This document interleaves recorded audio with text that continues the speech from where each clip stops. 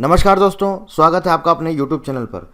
आपका एटीसी का एग्ज़ाम जितनी भी शिफ्ट में था, आपका फर्स्ट शिफ्ट में और सेकंड शिफ्ट में, दोनों शिफ्ट में आपका एग्ज़ाम था। एग्ज़ाम आपका कंडक्ट हो चुका है।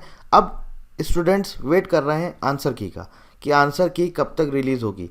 तो आप अगर प्रीवियस रिक्रूटमेंट देखें तो आपको खुद पता चल जाएगा कि आंसर कीज़ कितने दिन में रिलीज़ हो जाती हैं।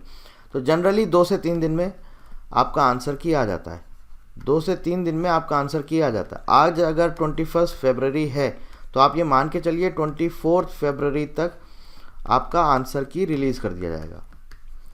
आप प्रीवियस रिक्रूटमेंट अगर आप देखें तो आप सब में भी देखेंगे, जब भी एग्ज़ाम हुआ है उसके 3 दिन के अंदर, 3 डेज़ के अंदर आपका आंसर की रिलीज़ कर दिया जाता है। एक चीज़ यहाँ पर आपको बताना चाहूँगा, जो सेकेंड शिफ्ट का जो एग्ज़ाम हुआ है, सेकेंड शिफ्ट में कई सारे स्टूडेंट्स ने एक क्लेम किया है कि एक क्वेश्चन गलत था। एक क्वेश्चन गलत था या फिर ऑप्शंस बोल सकते हैं, ऑप्शंस गलत थे। कोई बोल रहा है कि ऑप्शंस मिसमैच हो रहे थे, कोई बोल रहा है सेम ऑप्शन दिए गए थे। तो वो जब आंसर की आएगा, पेपर आ जाता है, आंसर की आने के बाद ही एनालिसिस कर पाएंगे कि क्या वाकई में ऐसा है। अगर नहीं है तो कोई प्रॉब्लम नहीं है, और अगर ऐसा होता है तो इसका बेनिफिट सेकेंड शिफ्ट के सारे बच्चों को मिलेगा। अगर क्वेश्चन गलत होगा तो इसका बेनिफिट सारे जो भी बच्चे होंगे उनको सबको मिलेगा। ऑब्जेक्शन रेज करना होगा, आप ऑब्जेक्शन रेज कर दीजिएगा। आपको लगता है कि हाँ ये गलत है तो आप ऑब्जेक्शन रेज करिएगा, उसका बेनिफिट सेकंड शिफ्ट के बच्चों को मिल जाएगा। अब एक चीज़ और यहाँ पर आती है। अभी देखिए आपका चल रहा है मंथ फरवरी, डेट है 21। अब कई सारे स्टूडेंट ये पूछेंगे, ये बताइए इसका रिजल्ट कब तक आएगा। तो वो भी आप प्रीवियस जो रिक्रूटमेंट हुए हैं एटीसी के, आप उसका एनालिसिस करिए, आपको खुद आइडिया लग जाएगा। 40 से 50 दिन तो आपका लगता ही लगता है। इससे पहले इतनी जल्दी रिज़ल्ट ये नहीं डिक्लेयर करते हैं। कभी कभी एक आध बार 2015 में, या फिर आप बात करें 2016 में, तब शायद आपका 37 डेज़ में इसका रिज़ल्ट डिक्लेयर किया गया था। बाकी अगर आप ओवरऑल एनालिसिस करें तो आप देखें जनरली ये 40 से 60 दिन के अंदर इसका रिज़ल्ट आता है। तो अभी फरवरी चल रहा है, मार्च अप्रैल, हम एक्सपेक्ट कर सकते हैं अप्रैल के मंथ में इसका रिज़ल्ट आ सकता है।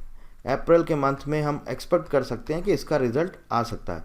एक और चीज़ यहाँ पर ध्यान देने वाली बात है, मैंने अभी एक वीडियो डाला था जिसमें आपको बताया था ऑलरेडी 456 वैकेंसीज़ के लिए इन्होंने अपना रिक्रूटमेंट प्रोसेस स्टार्ट कर दिया है, 456 वैकेंसीज़ के लिए। अब देखिए ये वैकेंसीज़ रिलीज़ कब करी जाएंगी। बहुत से बच्चे ये क्वेश्चन पूछ रहे हैं, ये वैकेंसीज़ रिलीज़ कब होंगी।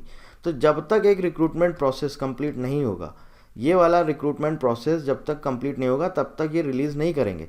और अगर कर भी देते तो आप मान के चलिए अभी अप्रैल में मान लीजिए इसका रिज़ल्ट आएगा, इसके बाद 15 से 25 दिन के बाद ये डॉक्यूमेंट्स वेरिफिकेशन का शेड्यूल रिलीज़ करते हैं, और उसके फिर 25 से 40 दिन के अंदर फाइनल रिज़ल्ट डिक्लेयर किया जाता है। तो आप ये मान के चलिए यहाँ पर भी पूरे 2 महीने, यानी कि अप्रैल के बाद मई, जून या जुलाई तक मेरे हिसाब से ये रिक्रूटमेंट प्रोसेस कंप्लीट हो जाना चाहिए। जैसे इनका ट्रेंड रहा है उस हिसाब से ये रिक्रूटमेंट प्रोसेस जुलाई तक कंप्लीट हो जाना चाहिए।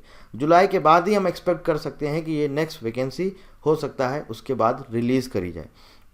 देखिए पूरा सिर्फ एक एनालिसिस है, ये मत समझिएगा कि मैंने बोल दिया है तो रिज़ल्ट मतलब इसी दिन आना है, आपका वैकेंसी इसी मंथ में रिलीज़ होनी, ऐसा नहीं है। सिर्फ एक एनालिसिस करके आपको बताया है कि जो भी प्रीवियस रिक्रूटमेंट है उसके बेसिस पे एनालिसिस किया गया, उसके बाद हम आपको बता रहे हैं। तो जहाँ तक रिज़ल्ट की उम्मीद है तो रिज़ल्ट आप एक्सपेक्ट कर सकते हैं अप्रैल के मंथ में, आप इसका रिज़ल्ट एक्सपेक्ट कर सकते हैं। आंसर की 2 से 3 दिन के अंदर अंदर आ जाएगी, और उसके बाद जब ये रिक्रूटमेंट प्रोसेस कंप्लीट हो जाएगा तब फाइनली जो इनका 456 वैकेंसी का जो उन्होंने लोकसभा में रिटन रिप्लाई दिया है, उसका रिक्रूटमेंट प्रोसेस हो सकता है ये स्टार्ट कर दें जुलाई के बाद। और कोई आप जानकारी चाहते हैं इस एग्ज़ाम से रिलेटेड तो आप हमसे कमेंट करके पूछ सकते हैं। So thank you very much and thank you for watching.